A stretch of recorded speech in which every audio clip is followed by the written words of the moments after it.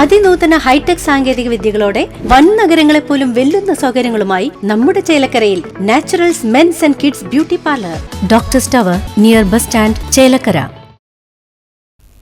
പാലക്കാട് വല്ലപ്പുഴയിൽ അമ്മയും മകനും മരിച്ച നിലയിൽ. ചെറുകോട് ഇലപ്പുള്ളി 62 വയസ്സുള്ള മുഖില, മകൻ 39 വയസ്സുള്ള നിഷാന്ത് എന്ന കൊച്ചു എന്നിവരെയാണ് തൂങ്ങി മരിച്ച നിലയിൽ കണ്ടെത്തിയത്. ഇരുവരെയും വീടിനുള്ളിൽ ഇന്നലെ രാത്രി 9 മണിയോടെയാണ് മരിച്ച നിലയിൽ കണ്ടത്. മുഖില ഹാളിലും നിഷാന്ത് റൂമിലും തൂങ്ങിയ നിലയിലായിരുന്നു. നിഷാന്ത് 10 വർഷമായി പലതരം കച്ചവടങ്ങൾ നടത്തി വരികയായിരുന്നു. എന്നാൽ വിവിധ പ്രതിസന്ധികൾ മൂലം ആ ബിസിനസ്സുകൾ വിജയിച്ചില്ല. എറണാകുളത്ത് നടത്തിയിരുന്ന കൂൾ ബാർ 10 ദിവസം മുമ്പാണ് അടച്ചുപൂട്ടിയത്.